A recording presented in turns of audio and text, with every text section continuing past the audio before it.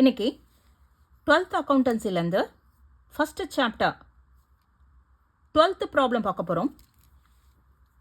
From the following particulars, prepare bills receivable account and compute the bills received from the debtors ன்னு கொடுத்துருக்கு. Okay, என்ன போட சொல்கிறாங்க? bills receivable account open பண்ணணும். Okay, then particulars bills receivable at the beginning of the year, that is 1,40,000. அப்போ இது வந்து பிகினிங்ன்றதுனால opening பேலன்ஸாக எடுத்துக்கலாம்.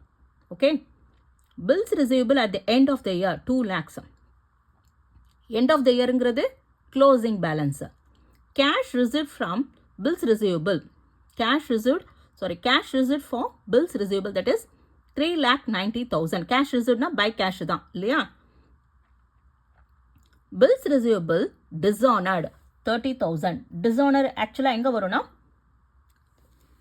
கிரெடிட் சைடு, எக்ஸ்பென்சஸ் இல்லையா? எக்ஸ்பென்சஸ் எல்லாமே கிரெடிட் சைடு. அந்த சன்ட்ரி டெட்டாஸ் அக்கௌண்ட்டுக்கும் பில்ஸ் ரிசீவபிள் அக்கௌண்ட்டுக்கும் எக்ஸ்பென்சஸ் வந்து கிரெடிட் சைடில் தான் போடுவோம். ஓகே, ஸோ இப்போ நம்ம என்ன பண்ண போகிறோம்? பில்ஸ் ரிசீவபிள் அக்கௌண்ட் ஓப்பன் பண்ண போகிறோம். 12th problem. Okay,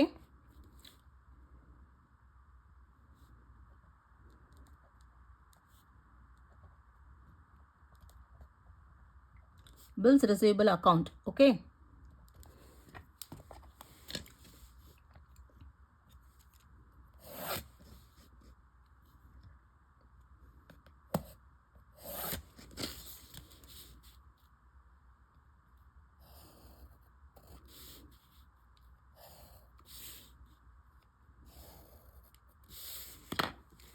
debit side, then this இது வந்து credit side.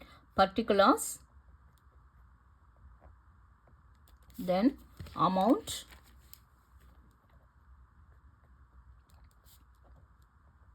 particulars, amount. Okay, sundry debtors அக்கௌண்ட்டில் எப்படி போட்டோமோ அதே மாதிரி தான் போட போகிறோம். பட் சன்ட்ரி டெட்டாஸ்க்கு பதிலாக பில்ஸ் ரிசீவபிள் அக்கௌண்ட் ஓப்பன் பண்ண போகிறோம், அவ்வளோதான். ஓப்பனிங் பேலன்ஸ் ஆக்சுவலாக ரெண்டுத்துக்குமே டெபிட் சைடில் வரும். ஓகேவா? க்ளோசிங் பேலன்ஸ் வந்து அதுக்கு ஆப்போசிட்டில் கிரெடிட் சைடில் நம்ம யூஸ்வலாக எழுதுவோம். தென் ரிசீவ்டு, கேஷ் ரிசீவ்டும் கிரெடிட் சைடில் தான் வரும். டிஸானர்ங்கிறது லாஸ் தானே, அதாவது பில்ஸ் வந்து டிஸானர் ஆகிடுது, டிஸானர் திரும்பி வந்துடுது, அவங்களுக்கு லாஸ். ஸோ எங்கே வரும்? கிரெடிட் இல்லையா? எக்ஸ்பென்சஸ் லாஸஸ் எல்லாமே கிரெடிட்டில் தான் சன்ட்ரி டெட்டாஸ் அக்கௌண்ட்டுக்கும் ஓப்பன் பண்ணுவோம், பில்ஸ் ரிசீவபிள் அக்கௌண்ட்டுக்கும் ஓப்பன் பண்ணுவோம். ஓகே, ஸோ ஃபஸ்ட் என்ன கொடுத்துருக்காங்க? Bills receivable at the beginning of the year, that is 1,40,000. அப்போ எங்கே போடுவோம்? டெபிட் சைடில் to balance brought down. Okay, that is 1,40,000. To balance brought down 1,40,000. Then bills receivable at the end of the year வந்து ஆட்டோமேட்டிக்காக credit சைடில் வந்துடும். அதுக்கு முன்னாடி என்ன பண்ணணும்னா cash receive for bills receivable, cash receive பண்ணியிருக்காங்க இல்லையா? அப்போ பை கேஷ் ரிசீவ்டு இந்த side credit side, by cash received. Okay, that is 3,90,000. Okay, then bills receivable டிஸானருங்கிறது என்னது? இது லாஸ், திரும்பி வந்துடுது அவங்களுக்கு. ஸோ அது loss. So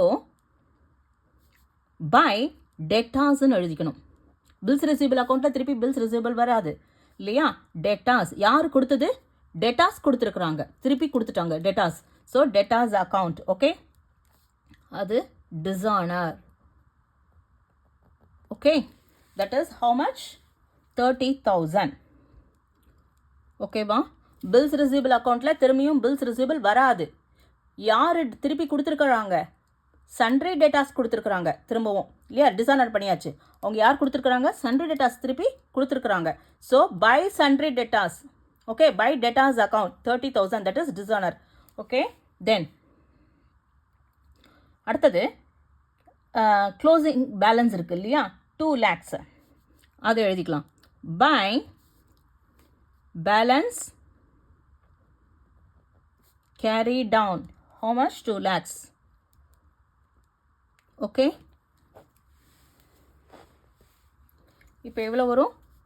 0 0 0 0 9 plus 3 12 okay 2 carry over 1 3 plus 2 5 5 plus 1 6 so 6,20,000 இந்த amount இங்க transfer பண்ணிட்டு 6,20,000 okay இப்போ balancing figure எவ்வளவு வருது இதுலேருந்து இந்த amount டிடக்ட் பண்ணும் டிடக்ட் பண்ணா 0 இல்லையா இங்க என்ன வரும் இது 12 12 4 போச்சுன்னா 8 ஓகே தென் இங்கே என்ன இருக்கும் 5 இருக்கும் 5ல் 1 போச்சுன்னா 4 ஸோ 4,80,000 ஓகே சன்ட்ரி டெட்டாஸ் அக்கௌண்ட்டில் டெபிட் சைடில் பேலன்சிங் ஃபிகர் வந்ததுன்னா கிரெடிட் சேல்ஸ்ன்னு போடுறோம் அதே பில்ஸ் ரிசீவபிள் அக்கௌண்ட்டில் டெபிட் சைடில் பேலன்சிங் ஃபிகர் வந்ததுன்னா அது எதுக்கு ட்ரான்ஸ்ஃபர் பண்ணுவோம் to debtors account to debtors account இது பேலன்சிங் ஃபிகர் ஓகே புரியுறதா அதாவது சன்ட்ரி டெட்டாஸ் அக்கௌண்ட்டில் பேலன்சிங் ஃபிகர் வந்ததுன்னா அது கிரெடிட் சேல்ஸ்க்கு போடுவோம் இல்லையா பேலன்சிங் ஃபிகர் வந்து டெபிட் சைட்லேயே தான் வரும் அது எதுக்கு போடுவோம் கிரெடிட் சேல்ஸ்க்கு பில்ஸ் ரிசீவபிள் அக்கௌண்ட்டில் பேலன்சிங் ஃபிகர் டெபிட் சைடில் வந்ததுன்னா அது டெட்டாஸ் அக்கௌண்ட்டுக்கு ட்ரான்ஸ்ஃபர் பண்ணுவோம் ஓகே புரிஞ்சுதா அதாவது பில்ஸ் ரிசீவபிள் அக்கௌண்ட்டும் சன்ட்ரி டெட்டாஸ் அக்கௌண்ட்டும் ஒரே மாதிரி தான் வரும் எல்லா இன்கம்ஸ் வந்து டெபிட்டில் போடுவோம் எக்ஸ்பென்சஸ் லாஸஸும் வந்து கிரெடிட்டில் போடுவோம் இல்லையா ஓப்பனிங் பேலன்ஸ் வந்து ரெண்டுத்துக்கும் டெபிட் சைடில் வரும் கிரெடிட் சைடில் க்ளோசிங் பேலன்ஸ் வந்துடும் தென் எக்ஸ்பென்சஸ் லாஸஸ் வந்து கிரெடிட்டில் வரும் ரெண்டுத்துக்குமே ஓகே கிரெடிட் சைடில் வரும் தென் சன்ட்ரி டெட்டாஸ் அக்கௌண்ட்டில் ஓப்பனிங் பேலன்ஸ் வந்ததுன்னா அது கிரெடிட் சேல்ஸ்க்கு ட்ரான்ஸ்ஃபர் பண்ணுவோம் பில்ஸ் ரிசீவபிள் அக்கௌண்ட்டில் பேலன்சிங் ஃபிகர் வந்ததுன்னா அது டெட்டாஸ் அக்கௌண்ட்டுக்கு ட்ரான்ஸ்ஃபர் பண்ணுவோம் தட்ஸ் இட் ஓகே